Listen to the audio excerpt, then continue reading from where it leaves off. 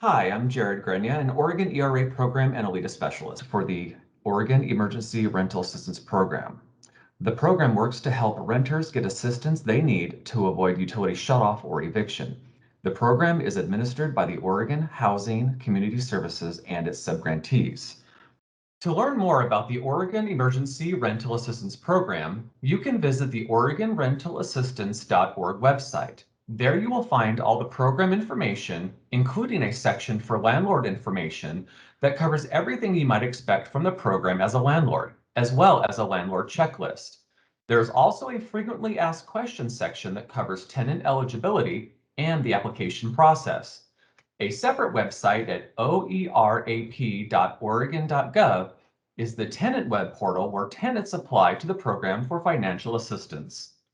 In this video, we're going to walk through how you as the landlord will participate in the program. Once the tenant has submitted all required documentation, their application will be approved for payment, and that payment will be sent directly to you. Let's get started. We will cover the steps that you as the landlord will take to participate in the program and provide the required documentation. As the landlord, you will receive this email. You'll notice that it's addressed to you, but references your tenant's name and address, and that they've applied for the Emergency Rental Assistance Program. It further states that their application has been successfully submitted and is being reviewed. It is now your opportunity to participate into the program. To begin, you'll see these two blue buttons. You'll want to click on Review Request. The first screen you will see is this one. It lists the application ID for your tenant. It lists the tenant's name, their address, and their phone number.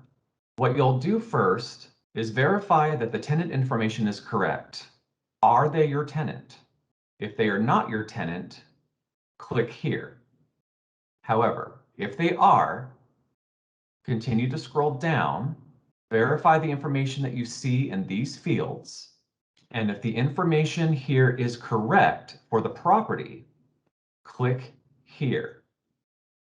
If the information is not correct, click here and edit the information in these fields. Here we see that the property information is correct, so we're going to select here. Now you'll scroll down and click Next. This screen allows you to confirm whether or not the requested amount from the tenant is correct or if any changes need to be made. As you scroll down, you'll see the months of rent the tenant has requested to be paid. For here, they're requesting July and August's rent. They've stated their rent is $900 a month, that they have not paid any rent for those months, so the remaining balance to be paid by the program and to you directly is $900, for a total of $1,800. If this is correct and no changes are needed, then scroll down and click Yes, this amount is correct. However, if the amount needs to be corrected, click on No, this amount needs a correction. Scroll down to the months requested and make your modifications in these fields. In this case, we're going to apply some late fees.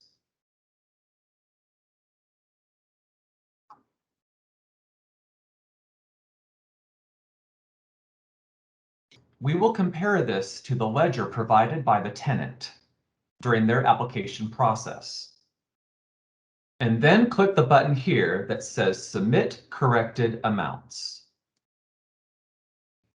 On this screen, we need to verify that the property owner is the same one as reported on the W-9. If the property owner information is correct, you can click here to use the existing one. If it is not correct, click here and complete the fields to add the new property. Again, this information must match what is reported on the W-9. In this case, we're going to choose Use Existing. Then continue to scroll down and click Next. This is a screen where you will upload your W-9 information. We have our W-9 information already saved on our desktop, so I will add it here.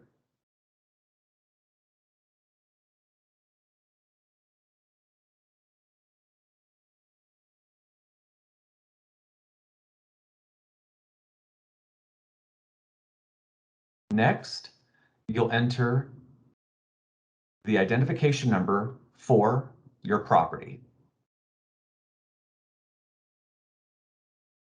The number needs to be 9 digits long. Next, you'll select the payment method you prefer. Click here, and you'll see the option of mailed a check, or ACH form, or voided check. Most community action agencies use mailed a check because they are not set up for ACH forms. So for the purpose of this video, we're going to select mailed check and click Next.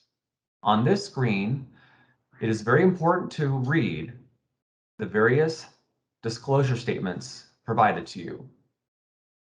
It is important to read each and every single one, as this further explains the program and you're acknowledging your acceptance into the program. Continue to scroll down and sign your name by clicking in this field and typing it in exactly as you see it. It is to ensure there are no spaces after the last letter. Once done, scroll till you see the complete button here and click it. You'll be taken to the completion screen where you'll see that your information has been submitted successfully. Please note that if you are an owner or landlord of a large complex, you will receive a notification for each tenant that applies for the Emergency Rental Assistance Program. The steps you performed today will be performed for each tenant that applies. As the application continues to be processed, you will be notified, as will the tenant, when payment has been submitted and sent. If the Community Action Agency needs any further documentation or has questions, they will contact you. On behalf of the Oregon Emergency Rental Assistance Program and your tenants, we appreciate your participation in this program.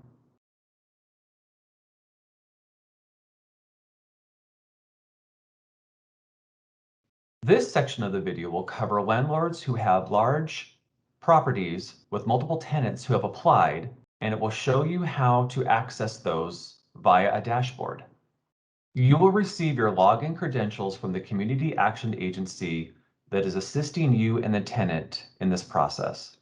Once you receive your login credentials, we will show you what you will see as the landlord through the Allita portal. It is recommended to use the Chrome browser software and to do so in incognito mode. To do so, go up to the far right-hand corner to the 3 vertical dots and choose New Incognito Window. On this screen, go over to the upper left-hand corner and you'll see the login button right here. Click this and enter your credentials. As the landlord, you will see a dashboard with 3 buttons at the top left corner: Properties, Apps, and Comms. On the Properties tab, you will see a list of properties that you are associated with. On the Apps tab, you'll see the various tenants who have applied for the program and who are associated with you as the landlord. You'll notice that you can view the name of the client or tenant, the property they're associated with, the amount of rental assistance they have requested, and the current status of their application. On the third tab, Communications, on this tab, you'll see any communications from the Community Action Agency to you regarding the application, and any information they might need. To respond to any communications you receive from the Community Action Agency, click on the message. Here you will see the question that you are being asked. Do you have a recent copy of your tenant's rental agreement? To write a reply, click here. After typing in your message, click Send. If you do not see the email you just sent or the most recent email, click the Comms button once more to refresh that page. As a reminder, this screen only shows communications between you and the Community Action Agency. As a landlord with a large property and multiple tenants, refer to this dashboard at any time to view the status of the applications. On the far right-hand corner of the screen, click here to log out of the Allita portal. As a reminder, please routinely check your emails, including your spam folder, for any emails regarding your tenant's applications.